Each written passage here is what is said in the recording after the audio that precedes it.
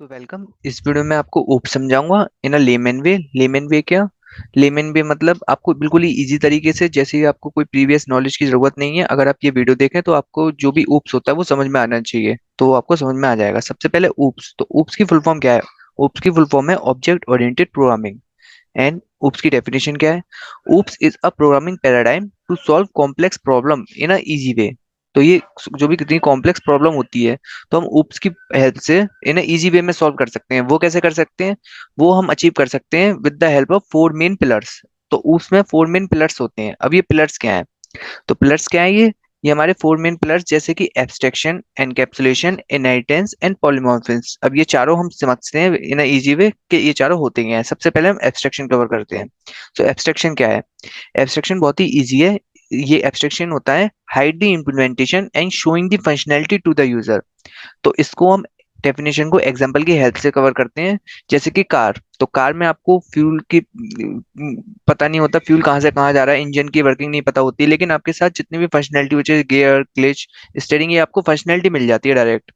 तो ये इसका मतलब यही होता है एब्स्ट्रैक्शन का, कि इम्प्लीमेंटेशन है वो आपकी हाइड हो जाती है और जितनी भी फंक्शनैलिटी होती है वो यूजर को शो हो जाती है। तो ये जो चीज होती है, ये हमारी एब्स्ट्रैक्शन आती है। हमारी सेकंड चीज क्या है? एनकैप्सुलेशन।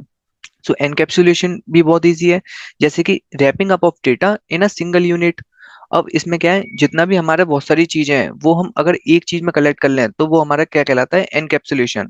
तो इसका हम रियल लाइफ एग्जांपल लेते हैं, जैसे कि कैलकुलेटर। तो कैलकुलेटर में आप प्लस भी कर सकते हैं, माइनस भी कर सकते हैं और बहुत सारी चीजें कर सकते हैं।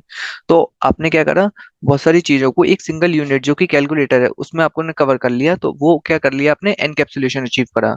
तो आपने तब तक दो चीज अचीव कर ली, एब्स्ट्रैक्शन एंड एनकैप्सुलेशन। अब हम तीसरी चीज पे आते हैं, जो कि इनहेरिटेंस। तो इनहेरिटेंस क्या है? So it is a mechanism in which child can acquire all the properties of its parent. तो इसमें क्या है, ये आपको सिंपल सी डेफिनेशन से क्लियर हो रहा होगा कि जो भी चाइल्ड होता है वो अपनी पेरेंट की जितनी भी क्वालिटी होती है वो अचीव कर लेता है। जैसे कि हेयर कलर होता है एंड हाइट होती है, तो वो अपने पेरेंट से ही अचीव करता है। तो इसका एग्जांपल भी हम पेरेंट चाइल्ड रिलेशनशिप कह सकते हैं। तो इसका एग्जांपल बिल्कुल ही सिंपल है। एंड जो हमारी लास्ट एंड सबसे इजी है पिलर, वो क्या है? पॉलीमॉर्फिज्म। तो पॉलीमॉर्फिज्म मीन्स होता है a thing in many form. तो बेसिकली क्या है? It is a concept by which we can perform a single action in different ways. तो इसका हम अगर हम रियल लाइफ एग्जांपल लेते हैं, तो आप कह सकते हैं अ मैन। तो मैन क्या हो सकता है? किसी का बेटा भी हो सकता है, किसी का पति भी हो सकता है, किसी का भाई भी हो सकता है।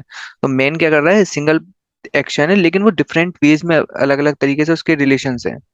तो ये चारों चीजों की हेल्प से अगर हम टेक्निकल वे में बात करेंगे, तो इन चारों चीजों को अचीव करके हम जो भी प्रॉब्लम्स होती हैं डिफरेंट, डिफिकल्ट डिफिकल्ट, तो उनको हम इजी वे में सॉल्व कर सकते हैं।